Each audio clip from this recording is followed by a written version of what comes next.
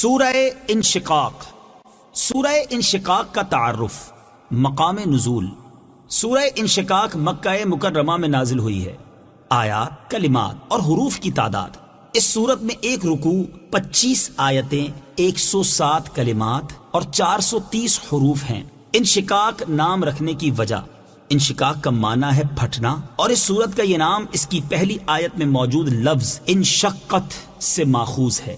سورہ انشقاق کے مضامین، اس سورت کا مرکزی مضمون یہ ہے کہ اس میں قیامت کی ہولناکیاں بیان کی گئی ہیں، اور اس سورت میں یہ مضامین بیان ہوئے ہیں۔ نمبر 1، اس سورت کی ابتدا میں قیامت قائم ہوتے وقت کائنات میں ہونے والی بعض تبدیلیاں بیان کی گئیں۔ نمبر 2، یہ بتایا گیا کہ ہر انسان مرنے کے بعد اللہ تعالیٰ کی بارگاہ میں حاضر ہو کر اپنے اعمال کا حساب ضرور دے گا اور اپنے اعمال کے مطابق جزا یا سزا پائے گا۔ نمبر 3، یہ بیان کیا گیا کہ قیامت کے دن جن لوگوں کو اعمال نامہ دائیں ہاتھ میں دیا جائے گا تو ان سے آسان حساب لیا جائے گا اور وہ اپنے جنتی گھر والوں کی طرف خوشی خوشی لوٹے گا، اور جنہیں اعمال نامہ پیٹھ کے پیچھے سے دیا جائے گا تو وہ عذاب سے چھٹکارا پانے کے لیے موت مانگیں گے اور انہیں جہنم کی بھڑکتی آگ میں ڈال دیا جائے گا۔ نمبر 4، شفق، رات اور چاند کی قسم ذکر کر کے فرمایا گیا کہ قیامت کے دن مشرکین ہولناک امور اور مشکل ترین احوال کا سامنا کریں گے۔ نمبر 5، اس سورت کے آخر میں کفار و مشرکین اور ملحدوں وغیرہ کی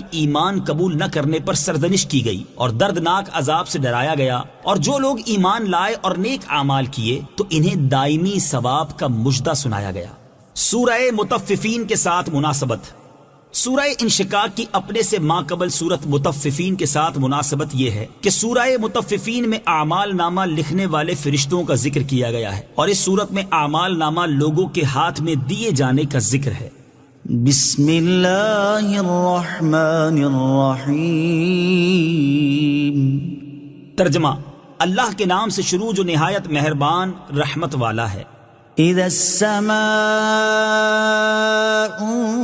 انشقت وأذنت لربها وحقت وإذا الأرض مدت وألقت ما فيها وتخلت وأذنت لربها وحقت۔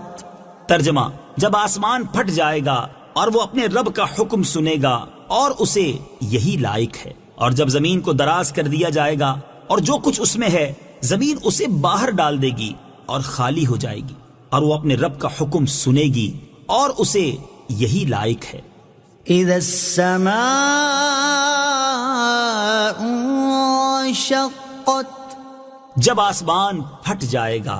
تفسیر صراط الجنان میں ہے، اس آیت اور اس کے بعد والی 4 آیات کا خلاصہ یہ ہے کہ قیامت قائم ہونے کے وقت جب آسمان پھٹ جائے گا اور وہ اپنے پھٹنے کے بارے میں اپنے رب عز و جل کا حکم سنے گا اور اس کی اطاعت کرے گا، اور اسے یہی لائق ہے کہ وہ اپنے رب عز و جل کا حکم سنے اور اس کی اطاعت کرے، اور جب زمین کو برابر کر کے دراز کر دیا جائے گا اور اس پر کوئی عمارت اور کوئی پہاڑ باقی نہ رہے گا، اور زمین اپنے اندر موجود سب خزانے اور مردے باہر ڈال دے گی اور خزانوں اور مردوں سے خالی ہو جائے گی، اور وہ اپنے اندر کی چیزیں باہر پھینک دینے کے بارے میں اپنے رب عز و جل کا حکم سنے گی اور اس کی اطاعت کرے گی، اور اسے یہی لائق ہے کہ وہ اپنے رب عز و جل کا حکم سنے اور اس کی اطاعت کرے، تو اس وقت انسان اپنے عمل کا نتیجہ ثواب اور عذاب کی صورت میں دیکھ لے گا۔ یا ایھا الانسان انک کادح الی ربک کدحا فملاقیہ۔ ترجمہ، اے انسان، بے شک تو اپنے رب کی طرف دوڑنے والا ہے، پھر اس سے ملنے والا ہے۔ یا ایھا الانسان، اے انسان۔ تفسیر صراط الجنان میں ہے، اس آیت کا مفہوم یہ ہے کہ اے انسان، تو اپنی موت آنے تک اچھے یا برے عمل کرنے میں محنت و مشقت کرتا رہتا ہے، پھر مرنے کے بعد تجھے اللہ تعالیٰ کی بارگاہ میں اپنے اعمال کا حساب دینے کے لیے ضرور حاضر ہونا ہے، اور تو نے دنیا میں جیسے عمل کیے ہوں گے انہی کے مطابق تمہیں اس کی بارگاہ سے جزا ملے گی۔ اللہ تعالیٰ کو راضی کرنے والے عمل کریں اور ناراض کرنے والے اعمال سے بچیں۔ ہر انسان کو چاہیے کہ وہ اس آیت میں غور کرے اور اپنے اعمال کا محاسبہ کرے اور موت آنے سے پہلے ایسے عمل کر لے جن کے ذریعے وہ اللہ تعالیٰ کی ناراضی سے نجات پا جائے اور اسے اللہ تعالیٰ کی رضا حاصل ہو جائے، اور ایسے عمل کرنے سے خود کو بچا لے جن کی وجہ سے اللہ تعالیٰ اس سے ناراض ہو جائے اور وہ ہلاکت میں پڑ جائے۔ اگر وہ ایسا کرے گا تو اس میں اسی کا بھلا اور فائدہ ہے، اور نہیں کرے گا تو سراسر نقصان بھی اسی کا ہے، جیسا کہ اللہ تعالیٰ ارشاد فرماتا ہے، من كفر فعليه كفره ومن عمل صالحا فلأنفسهم يمهدون۔ ترجمہ، جس نے کفر کیا تو اس کے کفر کا وبال اسی پر ہے، اور جو اچھا کام کریں وہ اپنے ہی کے لیے تیاری کر رہے ہیں۔ اور ارشاد فرماتا ہے، وَمَن جَاهَدَ فَإِنَّمَا يُجَاهِدُ لِنَفْسِهِ إِنَّ اللَّهَ لَغَنِيٌّ عَنِ الْعَالَمِينَ۔ ترجمہ، اور جو کوشش کرے تو اپنے ہی فائدے کے لیے کوشش کرتا ہے، بے شک اللہ سارے جہان سے بے پرواہ ہے۔ اور جنہوں نے اللہ تعالیٰ کو ناراض کرنے والے عمل کیے ان کے بارے میں ارشاد فرماتا ہے، فَكَيْفَ إِذَا تَوَفَّتْهُمُ الْمَلَائِكَةُ يَضْرِبُونَ وُجُوهَهُمْ وَأَدْبَارَهُمْ ذَلِكَ بِأَنَّهُمُ اتَّبَعُوا مَا أَسْخَطَ اللَّهَ وَكَرِهُوا رِضْوَانَهُ فَأَحْبَطَ أَعْمَالَهُمْ۔ ترجمہ، تو ان کا کیسا حال ہوگا جب فرشتے ان کے منہ اور ان کی پیٹھوں پر ضربے مارتے ہوئے ان کی روح قبض کریں گے۔ یہ اس لیے ہے کہ انہوں نے اللہ کو ناراض کرنے والی بات کی پیروی کی اور انہوں نے اللہ کی خوشنودی کو پسند نہ کیا، تو اس نے ان کے اعمال ضائع کر دیے۔ اللہ تعالی ہمیں اپنی رضا والے کام کرنے کی اور ناراض کر دینے والے کاموں سے بچنے کی توفیق عطا فرمائے، آمین۔ فَأَمَّا مَنْ أُوتِيَ كِتَابَهُ بِيَمِينِهِ فَسَوْفَ يُحَاسَبُ حِسَابًا يَسِيرًا وَيَنقَلِبُ إِلَىٰ أَهْلِهِ مَسْرُورًا۔ ترجمہ، تو جسے اس کا نامہ اعمال اس کے دائیں ہاتھ میں دیا جائے گا تو ان قریب اس سے آسان حساب لیا جائے گا اور وہ اپنے گھر والوں کی طرف خوشی خوشی پلٹے گا۔ فَأَمَّا مَنْ أُوتِيَ كِتَابَهُ بِيَمِينِهِ، تو جسے اس کا نامہ اعمال اس کے دائیں ہاتھ میں دیا جائے گا۔ تفسیر صراط الجنان میں ہے، اس آیت اور اس کے بعد والی 2 آیات کا خلاصہ یہ ہے کہ قیامت کے دن جسے اس کا نامہ اعمال اس کے دائیں ہاتھ میں دیا جائے گا تو ان قریب اس سے آسان حساب لیا جائے گا، اور وہ حساب کے بعد اپنے جنتی گھر والوں کی طرف اپنی اس کامیابی پر خوشی خوشی پلٹے گا۔ قیامت کے دن ایمان والوں کے حساب کی صورتیں۔ یاد رہے کہ قیامت کے دن بعض اہل ایمان ایسے ہوں گے کہ جنہیں اعمال نامہ دیا ہی نہیں جائے گا اور وہ بغیر حساب کتاب کے سیدھے جنت میں چلے جائیں گے، اور بعض اہل ایمان ایسے ہوں گے کہ جب وہ اللہ تعالیٰ کی بارگاہ میں حاضر ہوں گے تو ان سے تحقیق اور جرح والا حساب نہیں ہوگا، بلکہ صرف ان کے اعمال ان پر پیش کیے جائیں گے۔ وہ اپنی نیکیوں اور گناہوں کو پہچانیں گے، پھر انہیں نیکیوں پر ثواب دیا جائے گا اور ان کے گناہوں سے درگزر کیا جائے گا۔ یہ وہ آسان حساب ہے جس کا اس آیت میں ذکر ہے کہ نہ شدید اعتراضات کر کے اعمال کی تنقیح ہو، نہ یہ کہا جائے کہ ایسا کیوں کیا، نہ عذر طلب کیا جائے، نہ اس پر حجت قائم کی جائے، کیونکہ جس سے مطالبہ کیا گیا تو اسے کوئی عذر ہاتھ آئے گا اور نہ وہ کوئی حجت پائے گا، اس طرح وہ رسوا ہو جائے گا۔ اور بعض اہل ایمان ایسے ہوں گے کہ جب وہ اللہ تعالیٰ کی بارگاہ میں پیش ہوں گے تو ان کے ہر عمل کی پوچھ گچھ ہوگی، ان کا کوئی گناہ نظر انداز نہیں کیا جائے گا، اور انہیں برے اعمال کی سزا کاٹنے کے لیے ایک مخصوص مدت تک جہنم میں ڈال دیا جائے گا۔ ہر مسلمان کو چاہیے کہ وہ اللہ تعالیٰ کی بارگاہ میں قیامت کے دن آسان حساب لیے جانے کی دعا مانگا کرے۔ حضرت عائشہ صدیقہ رضی اللہ تعالی عنہا فرماتی ہے، میں نے ایک مرتبہ نماز کے بعد نبی کریم صلی اللہ تعالی علیہ وآلہ وسلم کو یہ دعا مانگتے ہوئے سنا، اللہم حاسبنی حسابا یسیرا، اے اللہ مجھ سے آسان حساب لے جب نماز سے فارغ ہو کر آپ صلی اللہ تعالی علیہ وسلم واپس ہوئے تو میں نے عرض کی یا رسول اللہ صلی اللہ تعالی علیہ وآلہ وسلم آسان حساب سے کیا مراد ہے؟ ارشاد فرمایا اس سے مراد یہ ہے کہ بس بندے کے اعمال نامے کو دیکھا جائے اور اس کے گناہوں کو نظر انداز کر دیا جائے۔ اے عائشہ رضی اللہ تعالی عنہا، قیامت کے دن جس سے اعمال کے حساب کے معاملے میں جرح کی گئی تو وہ ہلاک یعنی عذاب میں گرفتار ہو جائے گا۔ اعلی حضرت امام احمد رضا خان علیہ الرحمت الرحمان اللہ تعالیٰ کی بارگاہ میں اور ان کے ہی الفاظ میں ہم بھی اسی کی بارگاہ میں عرض کرتے ہیں، ہم ہیں ان کے، وہ ہیں تیرے، تو ہوئے ہم تیرے، اس سے بڑھ کر تیری سمت اور وسیلہ کیا ہے؟ ان کی امت میں بنایا، انہیں رحمت بھیجا، یوں نہ فرما کہ تیرا رحم میں دعویٰ کیا ہے؟ صدقہ پیارے کی حیا کا کہ نہ لے مجھ سے حساب، صدقہ پیارے کی حیا کا کہ نہ لے مجھ سے حساب، بخش بے پوچھے لجائے کو لجانا کیا ہے؟ وَأَمَّا مَنْ أُوتِيَ كِتَابَهُ وَرَاءَ ظَهْرِهِ فَسَوْفَ يَدْعُو ثُبُورًا وَيَصْلَى سَعِيرًا۔ ترجمہ، اور جسے اس کا نامہ اعمال اس کی پیٹھ کے پیچھے سے دیا جائے گا تو وہ عنقریب موت مانگے گا اور وہ بھڑکتی آگ میں داخل ہوگا۔ وَأَمَّا مَنْ أُوتِيَ كِتَابَهُ وَرَاءَ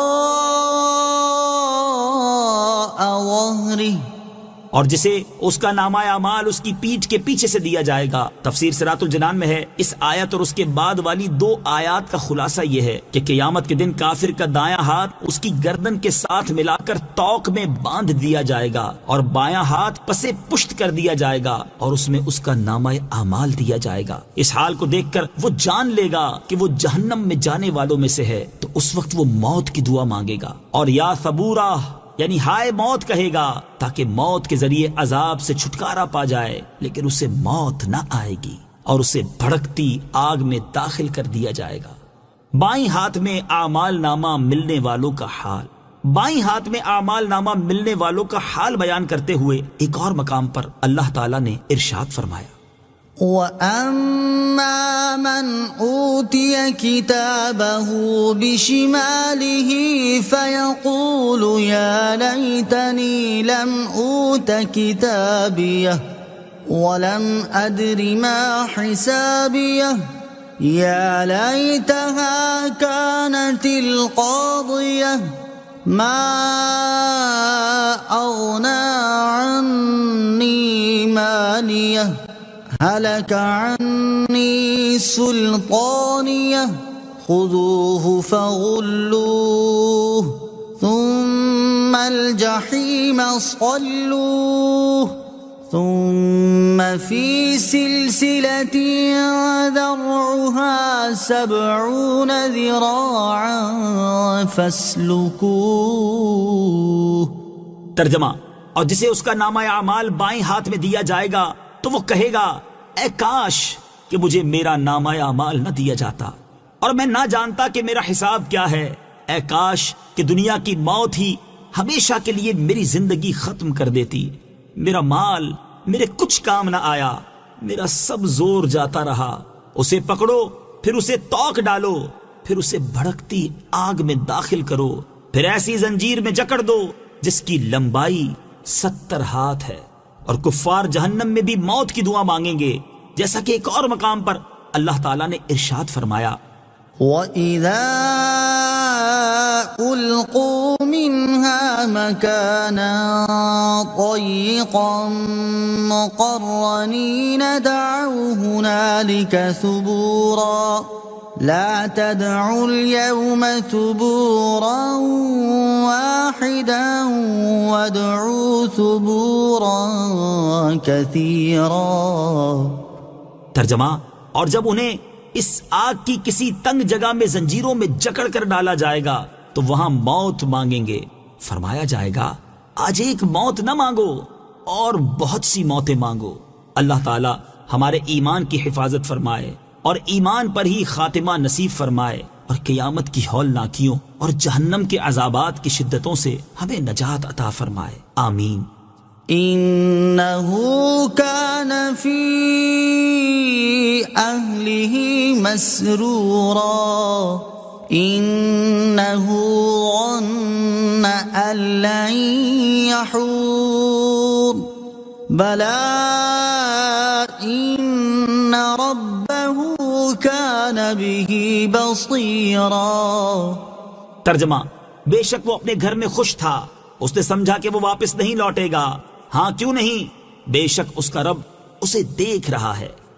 إنه كان في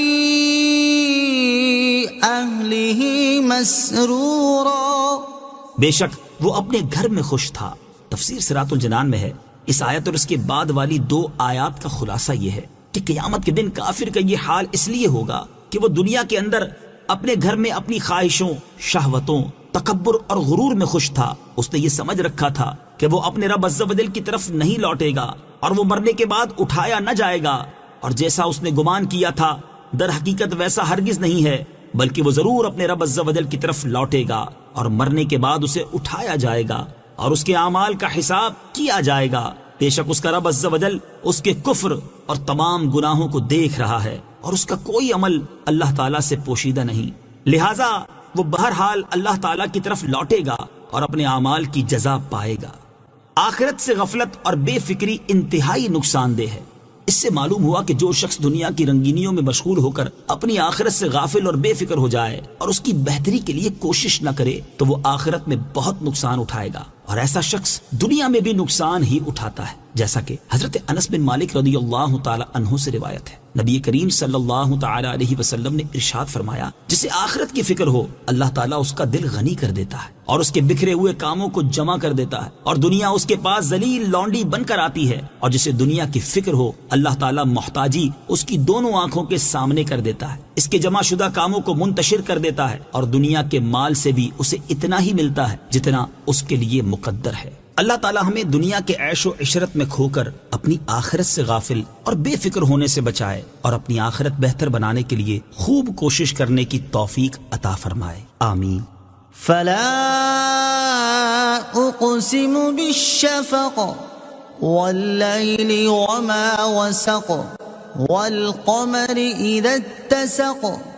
ترجمہ: تو مجھے شام کے اجالے کی قسم ہے اور رات کی اور ان چیزوں کی جنہیں رات جمع کر دیتی ہے اور چاند کی جب اس کا نور پورا ہو جائے. فلا اقسم بالشفق. تو مجھے شام کے اجالے کی قسم ہے. تفسیر صراط الجنان میں ہے اس آیت سے اللہ تعالیٰ نے اپنی پیدا کی ہوئی چند چیزوں کی قسم ارشاد فرمائی ہے تاکہ لوگ ان میں غور و فکر کر کے عبرت حاصل کرنے کی طرف مائل ہوں. شفق سے کیا مراد ہے؟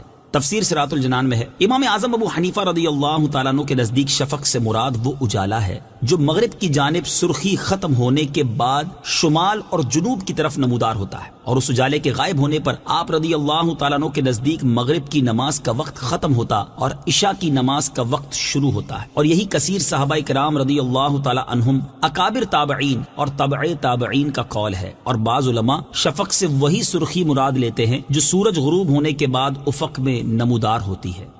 واللیل وما وسق. اور رات کی اور ان کی جنہیں رات جمع کر دیتی ہے. تفسیر صراط الجنان میں ہے یعنی رات کی قسم اور ان چیزوں کی قسم جنہیں رات جمع کر دیتی ہے. ان چیزوں سے مراد یا تو جانور ہیں جو کہ دن میں منتشر ہوتے ہیں اور رات میں اپنے آشیانوں اور ٹھکانوں کی طرف چلے آتے ہیں، یا ان سے مراد وہ اعمال ہیں جو رات میں کیے جاتے ہیں جیسے تہجد کی نماز کہ یہ رات میں ادا کی جاتی ہے، یا ان سے مراد تاریکی اور ستارے ہیں کہ یہ رات میں جمع ہوتے ہیں. والقمر اذا اتسق. اور چاند کی جب پورا ہو جائے. تفسیر صراط الجنان میں ہے یعنی چاند کی قسم جب وہ پورا ہو جائے اور اس کا نور کامل ہو جائے. چاند کا نور ایام 20 یعنی قمری مہینے کی 13ویں، 14ویں اور 15ویں تاریخ میں کامل ہوتا ہے. لتركبن طبقا عن طبق فما لهم لا يؤمنون. ترجمہ: ضرور تم ایک حال کے بعد دوسرے حال کی طرف چڑھو گے تو انہیں کیا ہوا کہ وہ ایمان نہیں لاتے. لتركبن طبقا عن طبق. ضرور تم ایک حال کے بعد دوسرے حال کی طرف چڑھو گے تفسیر صراط الجنان میں ہے، یہ اس سے اوپر آیات میں مذکور قسموں کا جواب ہے۔ بعض مفسرین کے نزدیک اس آیت میں عام انسانوں سے خطاب ہے، اور ایک منزل سے دوسری منزل کی طرف چڑھنے سے مراد یہ ہے کہ اے لوگو، تمہیں ایک حال کے بعد دوسرا حال پیش آئے گا۔ ان احوال کے بارے میں حضرت عبداللہ ابن عباس رضی اللہ تعالی عنہما نے فرمایا کہ پہلے موت کی سختیوں اور ہولناکیوں میں مبتلا ہونا، پھر مرنے کے بعد اٹھنا، اور پھر حساب کی جگہ میں پیش ہونا مراد ہے۔ اور یہ بھی کہا گیا ہے کہ انسان کے حالات میں مختلف درجے ہیں، کہ ایک وقت وہ دودھ پیتا بچہ ہوتا ہے، پھر اس کا دودھ چھوٹتا ہے، پھر اس کے لڑکپن کا زمانہ آتا ہے، پھر وہ جوان ہوتا ہے، پھر اس کی جوانی ڈھلتی ہے، اور پھر وہ بوڑھا ہو جاتا ہے۔ بعض مفسرین کے نزدیک اس آیت میں خاص نبی کریم صلی اللہ تعالی علیہ وسلم سے خطاب ہے، اور ایک منزل سے دوسری منزل کی طرف چڑھنے سے مراد یہ ہے کہ ایک آسمان سے دوسرے آسمان کی طرف چڑھیں گے، اور اللہ تعالیٰ نے اپنے حبیب صلی اللہ تعالی علیہ وآلہ وسلم کے ساتھ ایسا کیا کہ آپ معراج کی رات ایک آسمان پر تشریف لے گئے، پھر دوسرے آسمان پر، اسی طرح درجہ بدرجہ اور مرتبہ بمرتبہ آپ صلی اللہ تعالی علیہ وآلہ وسلم اللہ تعالیٰ کے قرب کی منازل میں پہنچے۔ حضرت عبداللہ ابن عباس رضی اللہ تعالی عنہما سے مروی ہے کہ اس آیت میں نبی کریم صلی اللہ تعالی علیہ وآلہ وسلم کا حال بیان فرمایا گیا ہے، اور اس آیت کے معنی یہ ہے کہ آپ کفار کی سرکشی اور ان کے جھٹلانے کی وجہ سے غمگین نہ ہوں، آپ کو مشرکین پر فتح اور کامیابی حاصل ہوگی، اور آپ کا انجام بہت بہتر ہوگا۔ فما لهم لا يؤمنون، تو انہیں کیا ہوا کہ وہ ایمان نہیں لاتے؟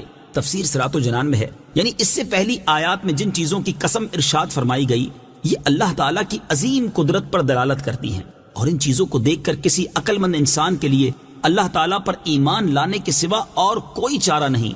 تو اب کفار کے پاس اللہ تعالیٰ پر ایمان لانے میں کیا عذر باقی رہ گیا ہے؟ اور وہ دلائل ظاہر ہونے کے باوجود اللہ تعالیٰ پر کیوں ایمان نہیں لاتے؟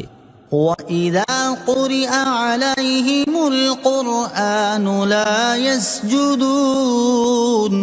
ترجمہ، اور جب ان کے سامنے قرآن پڑھا جاتا ہے تو سجدہ نہیں کرتے۔ وَإِذَا قُرِئَ عَلَيْهِمُ الْقُرْآنُ لَا يَسْجُدُونَ، اور جب ان کے سامنے قرآن پڑھا جاتا ہے تو سجدہ نہیں کرتے۔